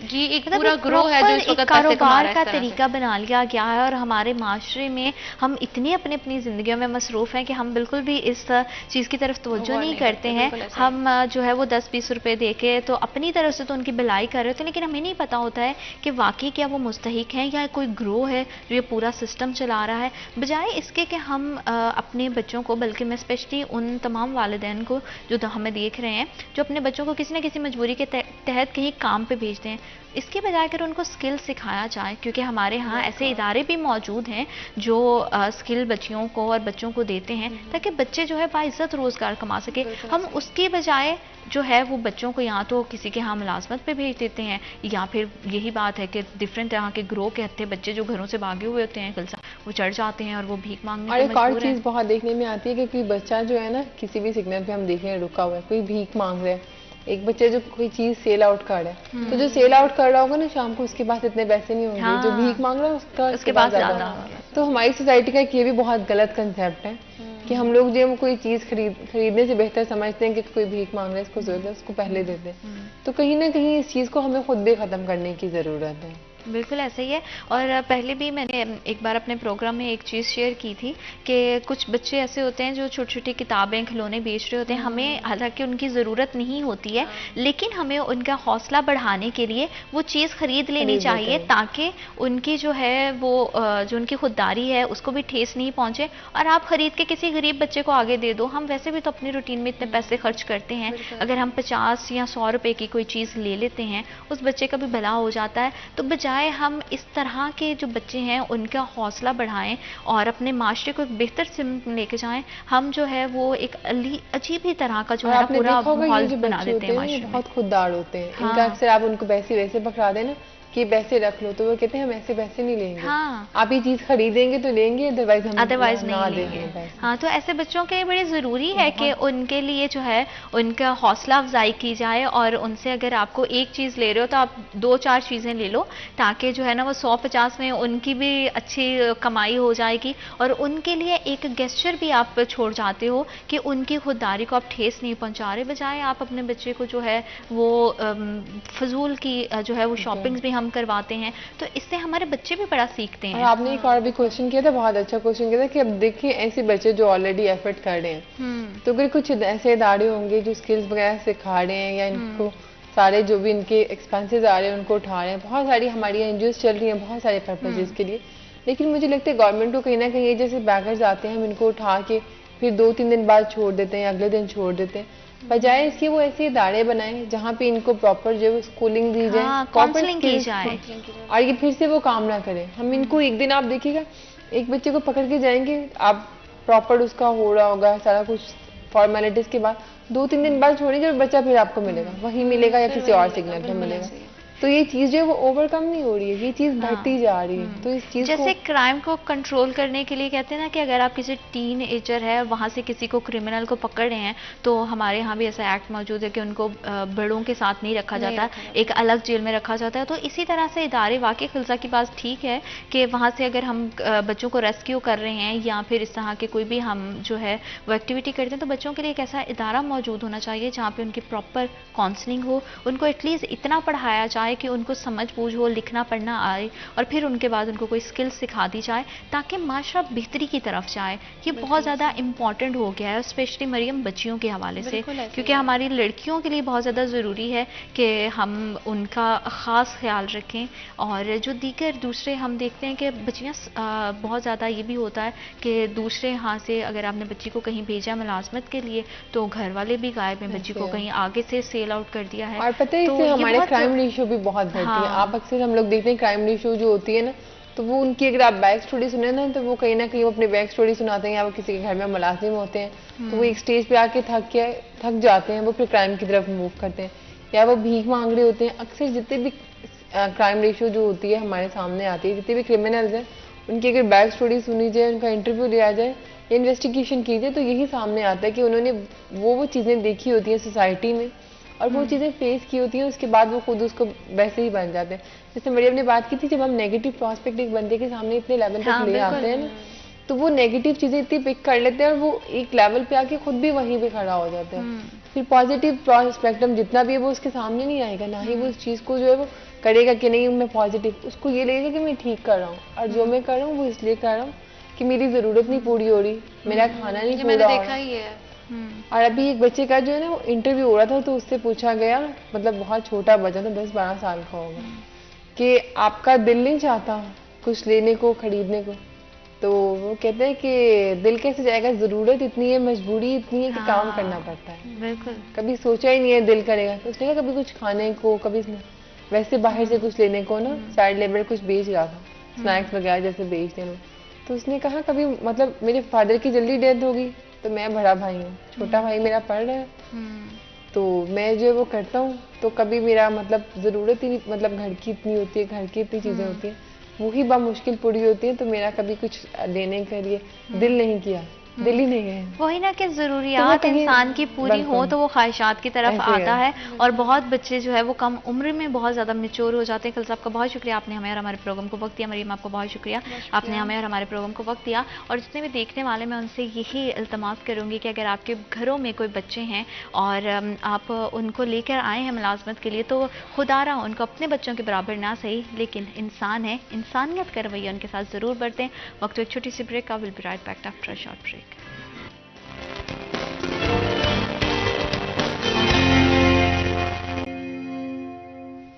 Welcome back to after short break. آپ دیکھ رہے ہیں سٹی ایٹ 10. تمام دیکھنے والوں کو جمعہ کے لیے ڈھیر مبارکباد. اور جمعہ کے دن ہمیشہ سے جیسے میں کہتی ہوں کہ غیر ضروری گفتگو سے اجتناب کریں، درود پاک کا زیادہ سے زیادہ ورد کریں تاکہ درود پاک کی فضیلت سے اللہ پاک آپ کی اور ہماری زندگی میں ڈھیر آسانیاں پیدا کرے. جیسے کہ پورے معاشرے کا نظام ہم دیکھتے ہیں، اللہ تعالیٰ نے اس طرح سے انسانوں کو پیدا کیا، اپنے بندوں کو پیدا کیا کہ ہماری ضروریات کو ایک دوسرے کے ساتھ جوڑے رکھا ہے. جب ہم ضروریات کی بات کرتے ہیں تو انسانی ضروریات میں قرض بھی ایک اہم کردار ادا کرتا ہے. قرض لینے کے حوالے سے ہمارے دین میں کیا کہا گیا ہے، اس کے کتنے احکامات ہیں. قرض تو ویسے کہا جاتا ہے کہ بہت مجبوری ہو تبھی لینا چاہیے. غیر ضروری اگر آپ کو کسی بلا ضرورت کے جو ہے وہ قرض نہیں لینا چاہیے اور نہ ہی ہمارے دین میں سے پسند کیا گیا ہے. لیکن اگر بہت مجبوری ہے اور ضرورت کے تحت آپ قرض لے رہے ہیں تو قرآن و حدیث میں اس کے حوالے سے کیا احکامات کہا گیا ہے اور اللہ تعالیٰ کی طرف سے کس طرح کی معاہدہ ہے جس کے بارے میں ہمارا دین ہمیں بتاتا ہے، جس کے مابین دو لوگوں کے مابین جب وہ معاہدہ طے ہوتا ہے اور اس کے بعد ہی وہ قرض آپ لے سکتے ہیں. اسی حوالے سے تفصیلی گفتگو کرنے کے لیے آج اسٹوڈیوز میں ہمیں جوائن کیا ہے علامہ مولانا محمد ریاض کھرر ہیں، اسلامک اسکالر. السلام علیکم مولانا صاحب، کیسے ہیں آپ؟ Thank you so much for coming. اور ساتھ ہی ساتھ اسی حوالے سے بات کرنے کے لیے ہمارے دوسرے مہمان ہیں شیخ الحدیث مفتی محمد انس مدنی، مدیر اعلیٰ ادارہ کلیہ دارالقرآن والحدیث. السلام علیکم، کیسے ہیں آپ؟ الحمدللہ. Thank you so much for coming. آپ کی تشریف آوری کا بہت بہت شکریہ. مولانا صاحب اگر قرض کے حوالے سے ہم بات کریں تو دین میں اس کا کیا تصور ہے اور کیا احکامات ہیں قرض لینے اور دینے کے حوالے سے؟ بسم اللہ الرحمن الرحیم. دین اسلام کی اساس خیر اور بھلائی پہ ہے، امن اور سلامتی والا دین ہے. بے شک. یہ در حقیقت انسانوں کو محبت اور جوڑے رکھنے کی ضرورتوں کو اسلامی قدریں جو ہیں وہ سربلند کرتی ہیں. اسلام اس حوالے سے عبادات کا مجموعہ نہیں بلکہ قرآن حکیم اور اسوہ رسول پاک صلی اللہ علیہ وسلم جو ہے یہ پوری امت کے لیے، انسانیت کے لیے رہنمائی، ہدایت اور سرچشمہ ہے بے شک بے شک بھلائی اور خیر کا. بے شک بے شک. قرآن حکیم نے اس امر کو اجاگر کیا ہے. قرآن حکیم میں اللہ وحدہ لا شریک نے اس امر کو اجاگر کیا کہ ایک آدمی تکلیف میں ہے جی اور ایک صاحب خیر ہے، تو صاحبان خیر کے لیے حکم یہ ہے کہ آپ اپنے قدم بڑھائیں آگے اور اپنے بھائی کی بحیثیت انسان، رنگ و نسل کے امتیاز کے بغیر اس کی مدد کریں، اسے جس چیز کی ضرورت ہے وہ دے. لیکن قرآن پاک نے اس میں یہ بھی طے کر دیا کہ دونوں قرض خواہ اور مقروض یہ دونوں آپس میں بام ایک تحریر بنا لے معاہدہ جس دن ادائیگی کے حوالے سے. اور قرآن حکیم نے یہ بھی فرمایا کہ اگر ان دونوں میں اگر تیسرا آدمی تحریر لکھتا ہے تو انہیں خیر خواہی کے ساتھ، انصاف کے ساتھ تحریر کرنا چاہیے. یہ تو دونوں کی ضرورت بھی ہے. اور پھر قرآن حکیم نے اس امر کو بھی اجاگر کیا کہ اگر مقررہ تاریخ پر قرض خواہ تقاضا کرتا ہے تو دین اسلام اس کو تقاضے کا حق دیتا ہے. لیکن ساتھ ہی اللہ وحدہ لا شریک نے تاکید فرمائی اگر وہ مجبور ہے تو اس کے لیے مہلت کا حکم فرمایا.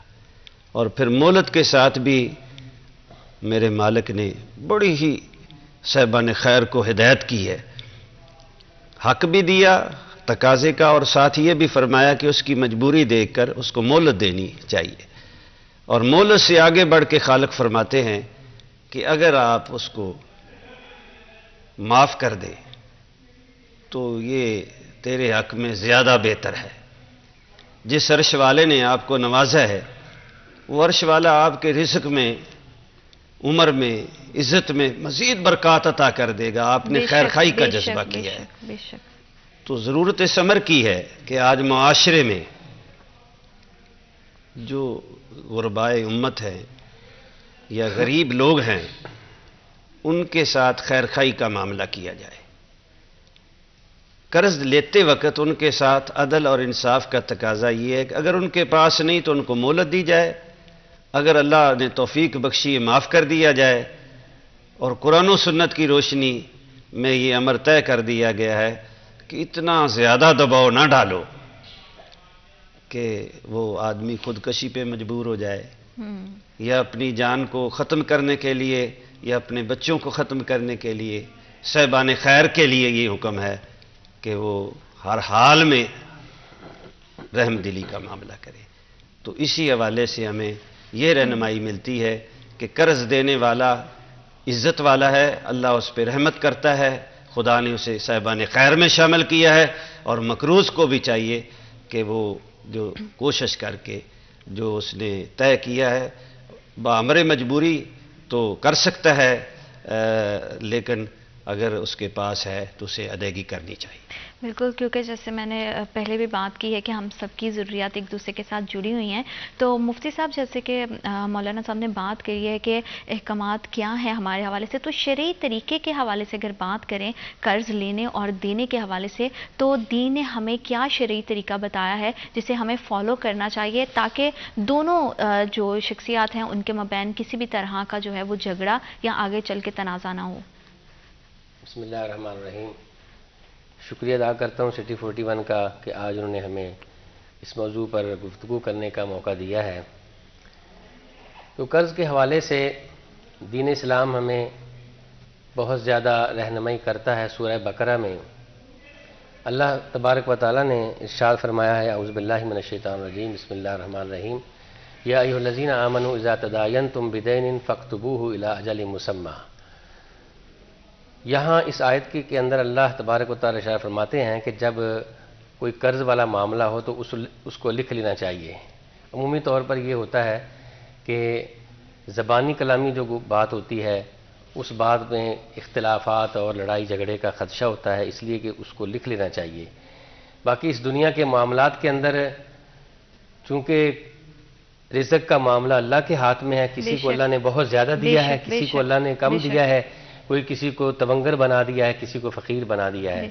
تو اس حوالے سے اس معاشرے کے اندر جو امیر ہے امیر تر نہ ہو جائے، غریب غریب تر نہ ہو جائے، اس کو اللہ تبارک و تعالیٰ نے اس معاملے کو برابر رکھنے کے لیے، اور فقراء جو مساکین ہیں جن کے پاس اتنا مال نہیں ہے، وہ اپنا گھر کا نظام نہیں چلا سکتے ہیں، تو ان کے لیے ایک راستہ تو قرض کے علاوہ صدقے کا راستہ ہے کہ ان کی مدد کرنی، ہیلپ کرنا۔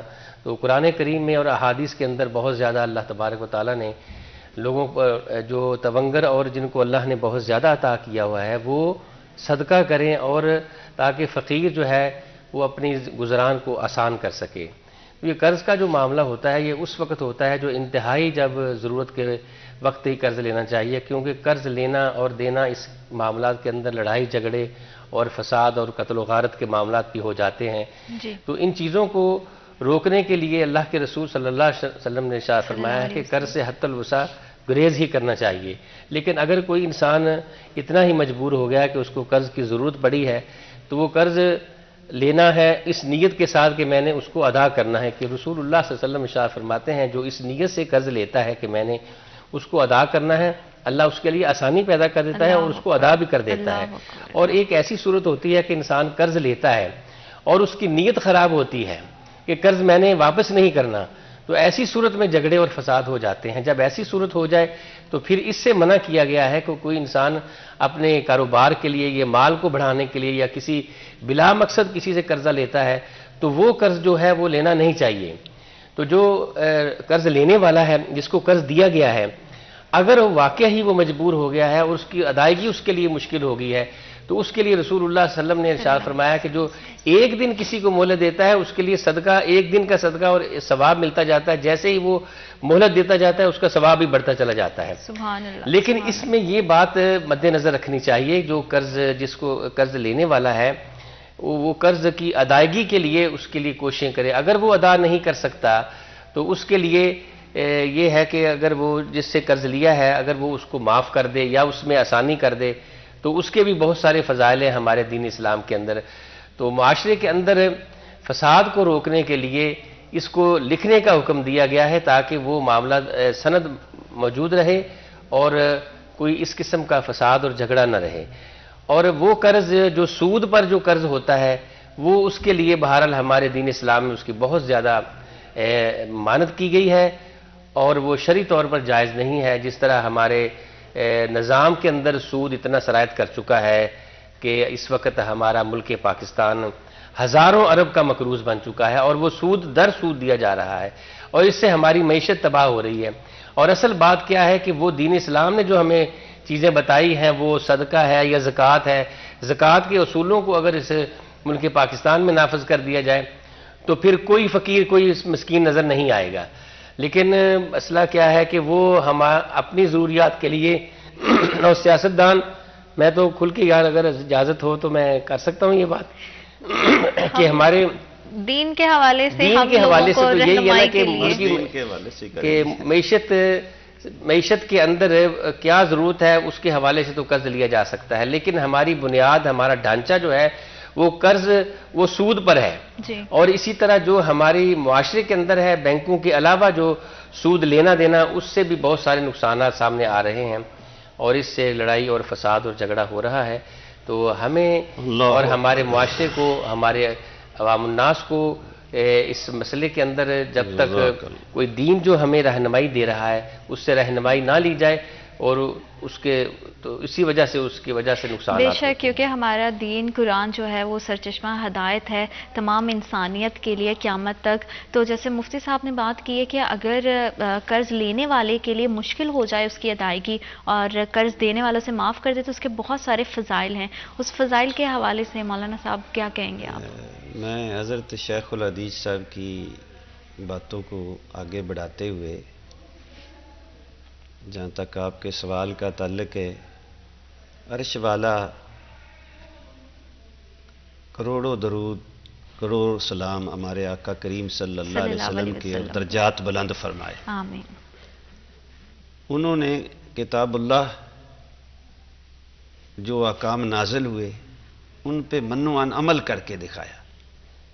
اس حوالے سے آپ کے سوال کے حوالے سے بخاری شریف میں اور مسلم شریف میں دیگر ائمہ حدیث نے بھی اس حدیث کو اپنی اپنی سندوں کے ساتھ اپنی کتب میں نقل کیا ہے.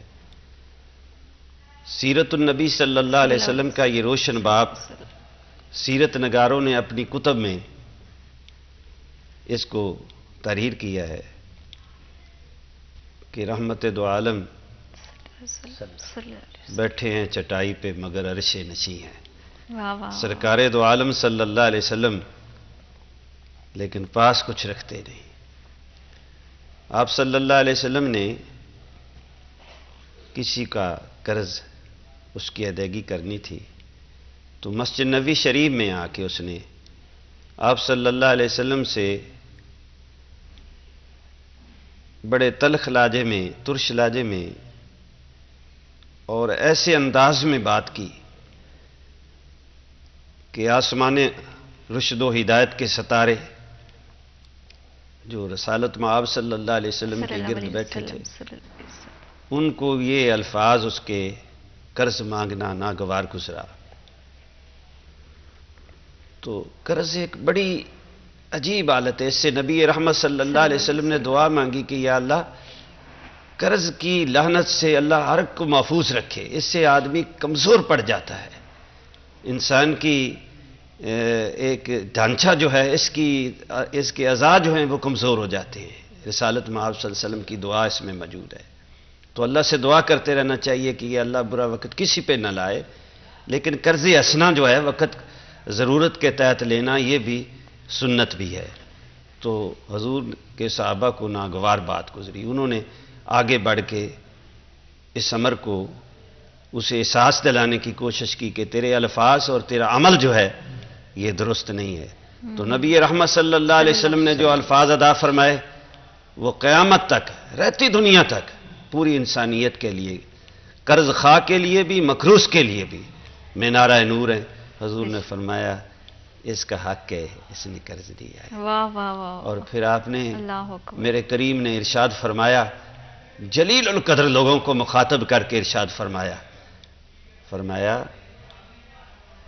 آپ کا حق ہے کہ مجھے کہیں ادائیگی کا اور اسے کہیں صبر کا۔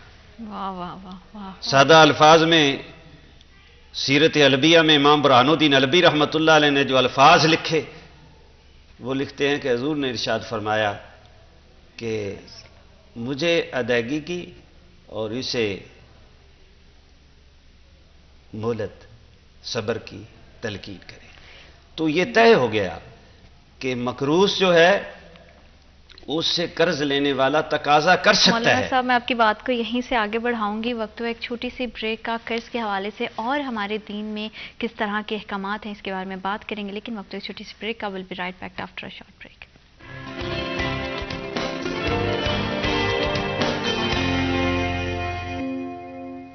Welcome back after short break, آپ دیکھ رہے ہیں سٹی ایٹ 10 اور ہم بات کر رہے ہیں دین اسلام کے حوالے سے۔ جمعہ میں ہماری کوشش ہوتی ہے کہ اس طرح کے موضوع پر بات کی جائے جو ہماری زندگیوں میں آسانی لے کر آئے، ہم سب کی رہنمائی کرے، اسپیشلی جتنے ہمارے دیکھنے والے ہیں ان کے جتنے بھی سوالات ہیں اس کے حوالے سے ہم جتنے بھی موضوع اور آسان جواب ان کو دے سکتے ہیں وہ ان تک پہنچائیں تاکہ ان کی زندگی میں بہت زیادہ آسانی پیدا ہو سکے۔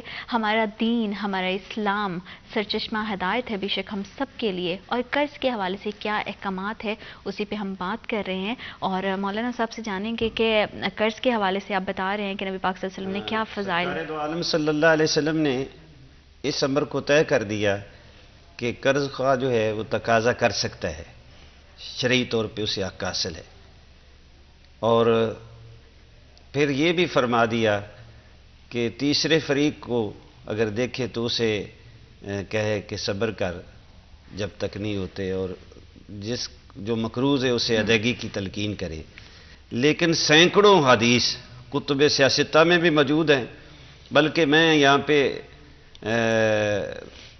نبی رحمت صلی اللہ علیہ وسلم کے جانشین سیدنا حضرت امیر المومنین مولا علی شیر خدا رضی اللہ تعالیٰ عنہ کا قول ارشاد نقل کرنا چاہتا ہوں۔ آپ فرماتے ہیں کہ وہ بندہ کتنا خوش نصیب ہے جس کو اللہ نے صاحبان خیر میں شامل فرمایا، اور اس کے دروازے پہ ایک آدمی آیا اور اس نے اس کو قرض دیا، تو وہ اپنے آپ کو خوش نصیب سمجھے۔ اگر اللہ نے اسے صاحب نصیب بنایا ہے تو معاف کر دے، کم کر دے، جی، یا اسے مہلت دے۔ ہو سکتا ہے جس مالک نے یہ سوچے، آپ فرماتے امیر المومنین فرماتے جہاں آج وہ کھڑا ہے کاش یہ تو بھی ہو سکتا تھا کہ تو مقروض کی صف میں کھڑا ہوتا۔ تو رحمت دو عالم صلی اللہ علیہ وسلم کی سینکڑوں حدیث اس بارے میں موجود ہیں، جیسے حضرت شیخ الحدیث صاحب نے فرمایا کہ فضائل اور مناقب عزت ملتی ہے صبر کرنے والے کو۔ قرض خواہ اگر رحم دلی کا معاملہ کرتا ہے، خیر کا معاملہ کرتا ہے، بھلائی کا معاملہ کرتا ہے، عرش والے کے طرف سے اسے انعامات ملتے ہیں۔ لیکن نبی رحمت صلی اللہ علیہ وسلم نے اپنی حیات طیبہ میں اپنی اسوہ سے بھی اور اپنے ارشادات سے بھی امت کو اور انسانوں کو تلقین فرمائی کہ قرض لینے والا اسے مہلت دینی چاہیے مقروض کو، اور قرآن حکیم نے بھی اس امر کو اجاگر کیا کہ اگر اس کے پاس ادائیگی نہیں کر سکا بہتر ہے پہلے مہلت دو، مہلت سے بہتر ہے کہ اسے معاف کر دو۔ اور پھر نبی رحمت صلی اللہ علیہ وسلم نے اس کی امر کی تاکید فرمائی سینکڑوں مرتبہ کہ مہلت دینے والا بہت اللہ کے ہاں عزت والا ہے۔ اور فرمایا جو مقروض کو معاف کر دے وہ اللہ کا قرب حاصل کر لیتا ہے، خدا کی معرفت اسے نصیب ہو جاتی ہے، عرش والا اس کے لیے عزت کے دروازے کھول دیتا ہے۔ تو آج ضرورت ثمر کی ہے کہ معاشرے میں پسے ہوئے لوگوں کو اٹھانے کے لیے اوپر صاحبان خیر آگے بڑھیں، جو ان کے نیچے کام کرتے ہیں ان کو اٹھانے کے لیے کام کریں۔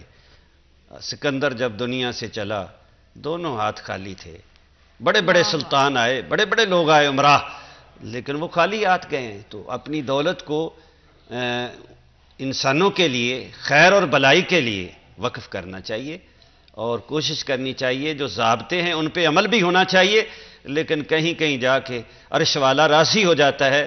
سب سے بڑی عبادت ہے خدا کی مخلوق کی خدمت کرنا۔ بے شک، اور ہم سب خالی ہاتھ اس دنیا میں آئے ہیں، اور خالی ہاتھ ہی ہم نے جو ہے وہ اپنے مالک کی طرف لوٹ کے جانا ہے، اس میں کوئی دو راہ نہیں ہے۔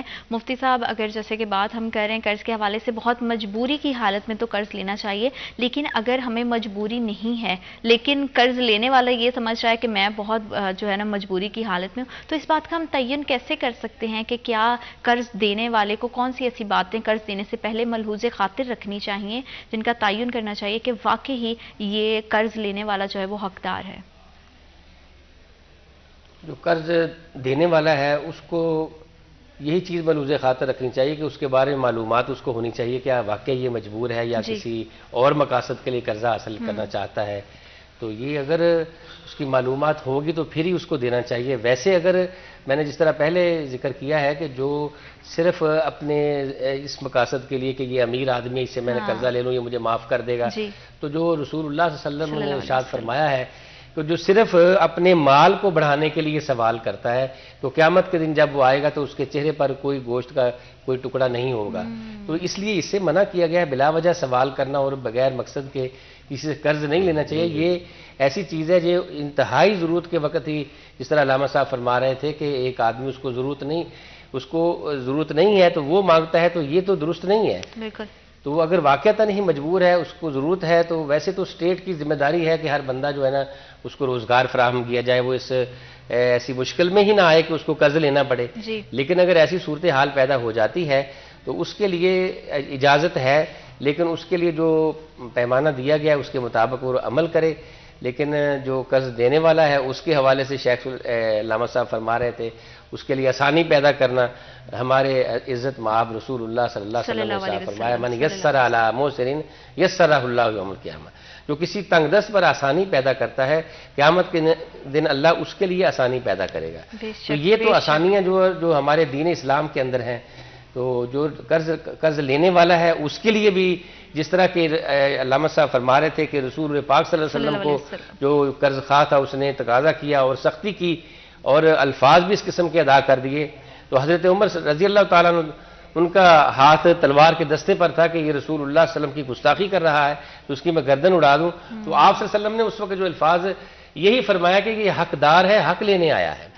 تو جو حقدار ہے جس نے قرض دیا ہے وہ تقاضا بھی کرنا چاہیے، لیکن اس کے بارے میں رسالت مآب صلی اللہ علیہ وسلم کا ارشاد گرامی ہے کہ جو اللہ اس بندے پر رحم کرے، اس کے لیے دعا کی ہے رحم اللہ عبدن، جو ایسے بندے پر اللہ رحم کرے جو کسی سے تقاضا کرتا ہے تو وہ بھی بڑے آرام کے ساتھ، بڑے آداب کے ساتھ کرتا ہے، سختی نہیں کرتا۔ تو اس میں ہمیں یہی معلوم ہوتا ہے کہ جو قرض دینے والا ہے اس کو آسانی ہی پیدا کرنی چاہیے، سختی نہیں کرنی چاہیے۔ اگر اس کے حالات دیکھ رہا ہے کہ وہ اس قابل نہیں ہے کہ واپس کر سکے تو اس کو معاف کر دینا چاہیے یا اس کو مہلت دے دینی چاہیے۔ بالکل۔ اور اگر تھوڑا سا صحابہ کے حوالے سے بات کریں تو کون سی ایسی ہمیں مثالیں ہیں یا کوئی ایسا واقعہ جو آپ ہمارے دیکھنے والوں کے ساتھ شیئر کریں تاکہ ان کو یہ قرض کا کانسیپٹ اور کلیئر ہو جائے؟ ہمارے احادیث کے حوالے سے بہت ساری ہم دیکھتے ہیں کہ سیرت نبی میں جو ہے صحابہ کے حوالے سے بڑے واقعات موجود ہیں، تو اس حوالے سے مولانا صاحب۔ بخاری شریف میں ہی حدیث ہے، حدیث طویل ہے، آپ کے سوال میں اس کا اختصار سے مسند احمد میں بھی سیدنا احمد بن حنبل رحمۃ اللہ علیہ نے لی ہے۔ حضور کے ایک جلیل القدر صحابی تھے حضرت کعب، انہوں نے قرض دے رکھا تھا کسی اپنے بھائی، جب دونوں مسجد نبوی شریف میں آئے تو آپس میں تکرار ہو گئی ان میں، تو رحمت دو عالم صلی اللہ علیہ وسلم اللہ اکبر کریم نے اپنے گھر میں آواز سنی رحمت دو عالم صلی اللہ علیہ وسلم اپنے گھر پاک سے نکلے اور ان کی آواز کو سن کے آپ صلی اللہ علیہ وسلم نے اشارہ فرمایا، سنا کہ قرض کا مطالبہ، قرض خواہ مطالبہ کر رہا ہے، مقروض معذوری ظاہر کر رہا ہے، تو نبی رحمت صلی اللہ علیہ وسلم نے اپنی انگلی کے اشارے سے فرمایا کہ آدھا قرض ان کو معاف کر دو۔ سبحان اللہ۔ تو حضرت کعب نے بلند آواز سے کہہ دیا کہ قبول فرما لیا خوشی کے ساتھ۔ تو آپ نے مقروض سے فرمایا کوشش کر کے اب اس کا آدھا قرض ادا کر دو۔ تو نبی رحمت صلی اللہ علیہ وسلم رحمتیں بانٹتے گئے، بے شک جس سمت بھی گئے، کرم ہوتا گیا، اور آپ کی شخصیت جو ہے آئی تو کرم کی وجہ سے یہ حالات بدلے۔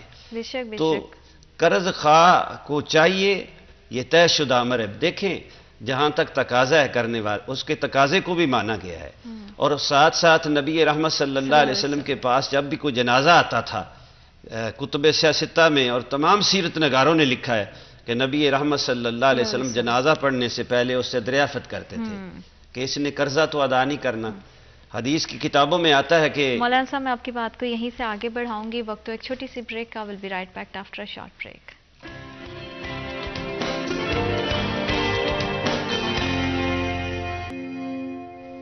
Welcome back after a short break. آپ دیکھ رہے ہیں سٹی ایٹ 10۔ قرض کے حوالے سے بات کریں تو بے شک اللہ تعالیٰ نے ہم سب کی ضروریات کو ایک دوسرے کے ساتھ جوڑے رکھا ہے، اور جو صاحب استطاعت ہے اسے چاہیے کہ اگر اس کے اپنے مال میں بھی سوء خیر و برکت چاہیے اور ضرورت مند کوئی اس کے دروازے پہ آتا ہے تو اسے خالی ہاتھ نہیں لوٹائیں۔ اگر آپ کے پاس گنجائش ہے، آپ اس قابل ہیں کہ اللہ نے آپ کو اس قابل بنایا ہے، تو آپ دوسرے کے لیے ضرور آسانیاں پیدا کریں، کیونکہ اگر جب آپ اللہ کے بندوں کے لیے آسانیاں پیدا کرتے ہیں تو اللہ بے شک آپ کے لیے ڈھیر و ڈھیر آسانیاں پیدا کرتا ہے۔ قرض کے حوالے سے اگر کوئی اس دنیا فانی سے کوچ کر گیا ہے تو اس کے حوالے سے ہمارے دین میں کیا احکامات ہے، اسی حوالے سے مولانا صاحب بات کر رہے تھے۔ حقوق اللہ تو اللہ معاف کر دیتا ہے، لیکن حقوق العباد میں یہ قرض جو ہے اس کی معافی نہیں ہے، اور اس وقت تک وہ آدمی جنت میں بھی داخل نہیں ہوگا جب تک قرض کی ادائیگی نہ کر لے۔ کتب حدیث میں موجود ہے، وہاں پہ خیر خواہی کا حکم بھی دیا گیا ہے، قرض دینے والے کو کہا گیا ہے کہ آپ معاف کر دیں۔ تو حدیث میں آتا ہے کہ رحمت دو عالم صلی اللہ علیہ وسلم کے پاس جب کوئی جنازہ آتا تو آپ دریافت فرماتے۔ بخاری اور مسلم میں متعدد واقعات نقل کیے ہیں حضرت امام بخاری رحمۃ اللہ علیہ نے اور دیگر محدثین نے، کہ جب بتایا جاتا کہ جی اس نے اتنی جائیداد، اتنا قرض ہے، اتنی جائیداد چھوڑی، اگر برابر وہ قرض کی ادائیگی کا اہتمام تھا تو آپ جنازہ پڑھا دیتے۔ ایک جنازہ ایسا بھی آیا کہ نبی رحمت صلی اللہ علیہ وسلم نے دریافت فرمایا کہ انہوں نے کہا جی 3 اشرفیاں ہیں، کچھ چھوڑا ترکا، کچھ نہیں چھوڑا، تو آپ نے فرمایا اپنے بھائی کا جنازہ پڑھو۔ یعنی اس قدر یہ معاملہ گمبھیر ہے کہ نبی رحمت صلی اللہ علیہ وسلم نے جلیل القدر لوگوں سے کہا کہ اپنے بھائی کا جنازہ پڑھو، اور خود نہیں پڑھایا۔ تو وہاں پہ ایک صحابی جلیل القدر، انہوں نے کھڑے ہو کے حضرت مقداد رضی اللہ تعالیٰ عنہ، انہوں نے عرض کی یا رسول اللہ صلی اللہ علیہ وسلم اس کا قرضہ میں ادا کرتا ہوں۔ رحمت دو عالم صلی اللہ علیہ وسلم نے فوراً نماز پڑھایا۔ جہاں تک تعلق ہے قرض خواہ کا تقاضا، اسلام اس کو کرنے کی اجازت دیتا ہے، لیکن رحم دلی کا معاملہ بھی کرنے کا حکم دیتا ہے، اور مقروض کو یہ تاکید کی گئی ہے کوشش کر کے، محنت کر کے، ہر لحاظ سے اس سے مرتے دم تک یہ کوشش رکھنی چاہیے کہ اللہ مجھے توفیق بخش دے میں اس کو لوٹا دوں۔ لیکن معاشرے کو خیر اور بھلائی سے خالی نہیں ہونا چاہیے۔ جو اپنے یہ کتب ستہ میں حدیث ہے کہ جس نے اپنے بھائی کے لیے، ایک انسان کے لیے خیر خواہی، بھلائی کا معاملہ، رحم دلی کا معاملہ کیا، عرش والا اس کے ساتھ رحم دلی کا معاملہ۔ بے شک بے شک، کیونکہ اللہ ہمیشہ سے کہتا ہے کہ اپنے بندوں کے ساتھ بھلائی کرنے والوں کو بے شک ان کے لیے آسانیاں پیدا کرتا ہے۔ مفتی صاحب جیسے کہ مولانا صاحب نے بات کی کہ اگر کوئی جو انسان ہے اس کا انتقال ہو جاتا ہے اور وہ مقروض ہے تو اس کے قرض کی ادائیگی بہت زیادہ ضروری بھی ہے اور کرنی بھی چاہیے، لیکن بعض اوقات ہم نے ایسا دیکھا ہے کہ ہم کسی سے قرض لے تو لیتے ہیں لیکن ہمارے جو ہے وہ رشتہ داروں میں یا ہمارے گھر پہ پتہ نہیں ہوتا اس بارے میں، اور اگر اس حالت میں کسی بندے کا انتقال ہو جاتا ہے تو اس کے حوالے سے کیا ہے؟ کسی کو پتہ ہی نہیں ہے کہ اس کے اوپر کوئی قرض ہے۔ بسم اللہ الرحمن الرحیم۔ اصل بات یہ ہے کہ جو پہلی آیت میں نے آپ کے سامنے تلاوت کی، اس میں اللہ نے اسی لیے تو یہ فرمایا گیا فَاكْتُبُوا، اس کو لکھ لینا چاہیے. لکھنا انتہائی ضروری ہے. بہت سارے ایسے معاملات ہوتے ہیں جن کو انسان زبانی طور پر کر لیتا ہے، وہ کاروبار ہے یا قرض ہی ہے، جی تو زبانی طور پر اول تو کرنا ہی نہیں چاہیے. ہمارا دین اسلام تو اس کی اجازت ہی نہیں دیتا ہے. اگر اس طرح کوئی ہو گیا ہے تو وہ معاملہ اللہ کے ساتھ، اللہ اس کو معاف کرنے والا ہے. کیونکہ حدیث آتی ہے، رسالت مآب صلی اللہ علیہ وسلم کا ارشاد گرامی ہے کہ جو قرض اس لیے لیتا ہے کہ میں نے اس کو ادا کرنا ہے، تو اللہ اس کے لیے ادائیگی کے راستے کھول دیتا ہے. بے شک لیکن اگر کوئی ادائیگی کرنا ہی نہیں چاہتا، اس کی نیت ہی خراب ہے، تو پھر اس پر وہ بوجھ ہوتا ہے. اور قرض ایک ایسی چیز ہے کہ علامہ صاحب فرما رہے تھے کہ وہ معافی نہیں ہے اس کی. ایک صحابی رسول پاک صلی اللہ علیہ وسلم کے پاس حاضر ہوتا ہے اور کہتا ہے کہ اگر میں اللہ کے راستے میں شہید ہو جاؤں تو کیا میں جنت میں چلا جاؤں گا؟ تو آپ نے فرمایا بالکل چلے جائے گا. لیکن جب وہ واپس جا رہا تھا تو جبریل امین فوراً آئے اور وہی نازل کر دیا اور فرما دیا کہ اس کو بلا کر کہہ دیں کہ قرض کی معافی نہیں ہے. تو اس کو فوراً واپس بلایا گیا. واپس بلا کے اس کو کہا گیا کہ علت دین، ہاں قرض جو ہے وہ معاف نہیں ہوگا. تو اس سے ہمیں یہ معلوم ہوتا ہے کہ عام آدمی کی بات کیا ہے، شہید جو کہ سب گناہ، ایک قطرہ اس کا زمین پر جب گرتا ہے اس سے پہلے اس کو جنت کی بشارت مل جاتی ہے. لیکن اس کے لیے بھی قرض کا معاملہ اتنا گمبھیر ہے کہ اس کے لیے بھی اجازت نہیں ہے کہ وہ کہا جائے کہ اس کو قرض معاف ہو جائے گا. ہاں اگر لکھا ہوا نہیں ہے، وہ کسی کو پتہ ہی نہیں ہے، اس کے لواحقین کو علم نہیں ہے کہ اس نے قرض کسی سے لیا ہے، تو اگر کوئی آدمی آ کر دعویٰ کرتا ہے تو اس کے پاس اگر کوئی ثبوت موجود ہے تو پھر اس کو ادا کر دینا چاہیے. اگر ثبوت اس کے پاس نہیں ہے تو پھر اس کی ادائیگی بھی نہیں ہو سکتی. اگر وہ اسی طرح دنیا سے چلا گیا ہے، لکھا نہیں ہے، کسی کو معلوم نہیں ہے، تو اس کا معاملہ اللہ کے ساتھ ہے. اس کی نیت کے ساتھ فیصلہ ہوگا کہ اگر اس کی نیت ادا کرنے کی والی ہے تو پھر اللہ معاف کرنے والا ہے، اللہ غفور رحیم. بے شک بے شک، کیونکہ نیتوں کا بڑا دار و مدار ہوتا ہے ہمارے اعمال کے حوالے سے. اور جیسا کہ مفتی صاحب نے بھی بات کی ہے کہ اگر نیت ہے اس انسان کی ادائیگی کی اور اس کا انتقال ہو گیا تو پھر تو ظاہری بات ہے کہ اللہ رب العزت اس کے لیے آسانیاں پیدا کرے گا. اسلامی تعلیمات سے ہمارا معاشرہ، ہم ہمیشہ سے بات کرتے ہیں مولانا صاحب کہ آج کے جو جنریشن ہے، نسل ہے، وہ اسلام سے اور دین سے بہت دور ہے. اس کی بہت وجوہات یہ بھی ہے کہ ہمارے گھریلو نظام جو ہے وہ اس طرح کا ہو گیا ہے کہ ہم اپنے بچوں کو بیسکس نہیں بتاتے ہیں، بنیادی جو تعلیمات ہے اس سے بچے محروم ہیں. تو قرض کی بات کریں یا دین کے کسی بھی پہلو سے بات کریں تو معاشرے کا ایک بہت بڑا بگاڑ ہمارے دین سے اور اسلام سے ہماری دوری ہے. تو اس حوالے سے تمام دیکھنے والوں کو ایسا کیا پیغام ہے جو آپ دینا چاہیں گے؟ میں اس حوالے سے مسلم شریف کی یہ حدیث جو ہے کہ رحمت دو عالم صلی اللہ علیہ وسلم نے ارشاد فرمایا کہ قیامت کے روز ایک بندہ اللہ کے ہاں پیش ہوگا صاحبان خیر میں. اللہ پوچھیں گے کہ میرے بندے میں نے سب کچھ دیا، کیا لے آیا ہے؟ تو وہ عرض کرے گا مولا میرے پلے تو کچھ نہیں ہے، تو جانتا ہے، لیکن میں نے تیری مخلوق کے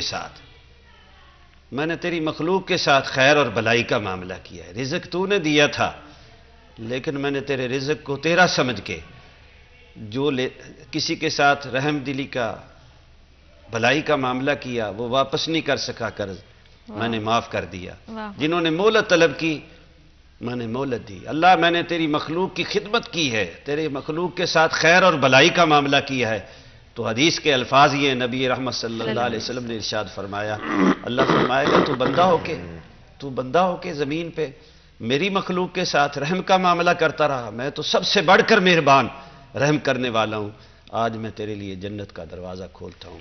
ضرورت ثمر کی ہے کہ معاشرے کے تمام طبقات اور معاشرے کے تمام وہ لوگ محراب و منبر کے وارثان انبیاء اس امر کو آگے بڑھائیں کہ صاحبان خیر جو ہیں اللہ نے آپ کو دولت دی ہے، اپنی دولت کو ملک کے لیے، قوم کے لیے، غربا کے لیے، عوام کے لیے، خیر اور بھلائی کے لیے لے آئیں. اس میں اللہ برکت ڈالے گا. بے شک بے شک. یہ بینکوں میں پڑی رہے گی، آپ چلے جائیں گے، آپ کے کسی کام نہیں آئے گی. بڑے بڑے سلطان آئے اور خالی دامن ہاتھ لے کے چلے گئے. خیر اور بھلائی کا معاملہ جو کرنے والا ہے معاشرے میں، معاشرہ آپ کا منتظر ہے. صاحبان خیر کو آگے بڑھنا چاہیے، اندھیرا ہے روشنی کرنی چاہیے. یہی پیغام ہے کتاب اللہ کا यही उसवा रसूल पाक सल्लल्लाहु अलैहि वसल्लम है। मौलाना साहब, एक और यहाँ पे एक शुबह है जिसे मैं चाहती हूँ कि हम क्लियर करें देखने वालों के लिए। जैसे ज़कात के हवाले से या सदक़े के हवाले से हम कहते हैं कि सबसे पहले अपने रिश्तेदारों में, गरीब में देखो कि जो हकदार है उसे देना चाहिए, फिर बाहर आपको जो है वो इसकी अदायगी करनी चाहिए। कर्ज़ के हवाले से भी क्या यही है कि अगर आपका कोई रिश्तेदार है वो आपसे कर्ज़ लेने आया है और उसी वक्त कोई आपका दोस्त अहबाब में भी आपसे कर्ज़ लेने आया है, लेकिन आपके पास इतनी गुंजाइश है कि आप किसी एक को कर्ज़ दे सकते हो, तो फिर उसमें किस रिश्तेदार को तरजीह दें या दोस्त अहबाब को? इस हवाले से भी रहमत दो आलम सल्लल्लाहु अलैहि वसल्लम का उसवा हसना हमारे पास मौजूद है। जो पड़ोसी है कर्ज लेने वाला, उसका एक हक है, गैर मुस्लिम हो मुसलमान गैर मुस्लिम है तो उसका एक हक है, उसको कर्जा दे, वो आपका पड़ोसी है, जानने वाला है। दूसरा जो है अजीज, उसके दूसरा जो अजीज है, रिश्तेदार है उसके तो, और मुसलमान भी, उसके 3 हक हैं। एक वो आपका रिश्तेदार है, दूसरा वो मुसलमान है, तीसरा वो गरीब है। तो इस हवाले से गरीब रिश्तेदार की हर हाल में मदद करना, हर हाल में मदद करना है हुक्म अज़ां ला इलाहा इल्लल्लाह, पर्दा पोशी के साथ दे, उसे महसूस भी ना हो कि मेरी मदद की है मेरा खालिक। तो इसके हवाले से उसवा रसूल पाक सल्लल्लाहु अलैहि वसल्लम भी ये है कि अपने हमसायों के साथ भी, अपने महल्लेदारों के साथ भी, अपने माशरे में कुचले हुए तबकात के साथ भी इस तरह से नेकी करो, इस तरह से नेकी करो कि दाएं और हाथ से दिया और बाएं को खबर ना हो। अगर कोई ज़रूरी अमर हो तो फिर उजागर करें, वरना ऐसे तरीके से मदद करें। हज़रत जाबर रज़ी अल्लाह ताला ने फरमाते हैं, अल्लाह पाक जो है वो सबके पर्दे रखने वाला है, और जैसे आपने बात की कि नेकी करो दाएं हाथ से तो बाएं को पता ना चले, तो बस अल्लाह पाक हम सबको हदायत दे। मौलाना साहब, आपको बहुत शुक्रिया, आपने हमें और हमारे प्रोग्राम को वक्त दिया। मुफ्ती साहब, आपको बहुत शुक्रिया, आपने हमें और हमारे प्रोग्राम को वक्त दिया। बस अगर आप साहिब इस्तिताअत हैं और अल्लाह ताला ने आपको जो है वो मालो दौलत की रहमत से और नेमत से नवाजा है, तो कोशिश करें कि अपने इर्द गिर्द जितने भी ज़रूरतमंद हैं उनके खामोशी के साथ जो उनका पर्दा रखते हुए उनकी मदद ज़रूर करें। अल्लाह पाक आपके लिए, हमारे लिए और हमारे मुल्क पाकिस्तान के लिए ढेरों ढेर आसानियाँ पैदा करें। अपना बहुत ज़्यादा ख्याल रखिएगा। अल्लाह ने के बाद।